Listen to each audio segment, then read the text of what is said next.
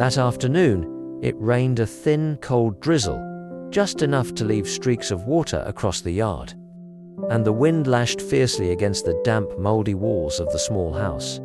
Anna, the woman who lived alone at the end of the alley, was gathering the laundry, when she suddenly heard a faint sound, almost just a soft scratch against the cement floor. She froze and turned toward the eaves where a warm yellow light barely illuminated one corner. There was a shadow, a small figure drenched, trembling and wary. A cat with no collar, no sign of familiarity with humans. Its fur was matted, its ears folded from the cold, its eyes wide open, ready to flee at any second. Anna stood still, holding her breath. The cat looked at her, neither approaching nor leaving. It didn't meow, didn't beg for food. It just watched, a gaze mixed with hunger and caution. Then it stepped back, slipping into the bush near the fence, gone as if it had never existed. But Anna knew that shadow would come back, because those eyes were the eyes of someone who had never been asked to stay. That evening, Anna placed a small plastic bowl on the doorstep. White rice mixed with canned fish, still slightly warm. She set it down gently, then closed the door behind her, leaving just a small gap through which she could peek out at the porch. Wind howled across the roof, and rain pattered steadily on the tree leaves. The house returned to its usual silence. Only the yellow light remained, shining on the steaming bowl of rice. Half an hour passed. Then another. The bowl still untouched. Then the familiar shadow appeared again. No sound of footsteps, no meow, just a cautious glance toward the door, as if making sure no one was watching.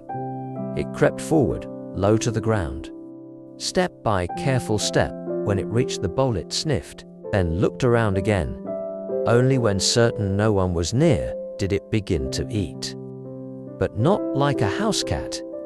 It ate in haste, swallowing without chewing, eating and flinching back at the same time, as if every mouthful was a battle against fear.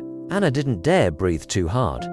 She just watched silently, her heart aching. When the bowl was empty, it vanished into the darkness once more, like a lost traveler who never believed they could rest anywhere for long, but she knew it would return. From that day on, the cat returned every evening, exactly at 6:30 p.m., not late, not early, as if its body had memorized the time for dinner, but it still wouldn't let anyone come close. At the sight of a person, it would turn and vanish into the bushes. Even when Anna didn't move, it stayed cautious. No meows, no rubbing against her leg, no sign of friendliness. It simply ate, then left. Anna felt as though she were feeding a ghost, silent, invisible, always keeping its distance from people. At first it made her sad, then she learned to accept it, because affection, like cats, doesn't always come with purring and cuddles. Sometimes it's simply a repeated presence, small but persistent. Anna gave it a name silently in her heart. She called it Neko, never out loud, only in her thoughts, whenever she saw it eating under the porch light. And just like that, it became a part of her routine. Each evening, Anna would prepare its meal, wipe the little bowl clean, and quietly wait for Neko to return. Neko wasn't like any cat Anna had ever seen. It didn't jump on tables, didn't stretch lazily in the sun, and never rolled around the floor like a pet longing to be touched. Every time it appeared, Neko's body would shrink low to the ground, as if trying to hide from the world. Anna noticed its tail. A cat's tail tells you everything about how it feels. When they're happy, the tail lifts high, sometimes curling like a question mark. When curious, it sways gently. But Neko's tail always drooped, pressed tightly against its body, as if afraid to give anything away. And its ears always slightly folded, sometimes twitching at the faintest sound. This wasn't the look of a carefree cat, it was the look of a survivor. Anna didn't know what Neko had been through, didn't tell. It didn't let anyone close enough to guess. but she could feel some pain in its past, so deep, so lasting, that it made this tiny creature so wary of the world. Sometimes, Anna would slowly reach out a hand, from afar and gently, but Neko would only glance at her, then step back, never taking its eyes off her hand. Not exactly afraid, but unable to trust. On rainy afternoons, Anna sat by the window, watching Neko curl up at the corner of the porch. Her heart ached. She wanted to bring it inside, wanted to pet it, wanted to say, "You're safe here now," but she knew safety can't be forced. It has to be chosen, and Neko wasn't ready yet. One late winter night, the wind cut like blades, and the air turned bitterly cold after days of mild sunshine. Anna stood by the window, a cup of hot tea in her hands, her eyes fixed on the porch where Neko often came. She saw its tiny shape, curled up, slightly trembling, pressed close to the edge of the step, trying to avoid the wind gusting straight in from the alley. Her heart sank. The next morning, Anna carefully placed a thick cardboard box outside. Inside, she laid an old wool scarf, soft and still scented by sunlight. Next to it was the usual bowl of rice and a small dish of water. No calling, no coaxing. Just a quiet invitation. Through simple, silent care. That night, it rained. Heavy raindrops fell steadily on the metal roof.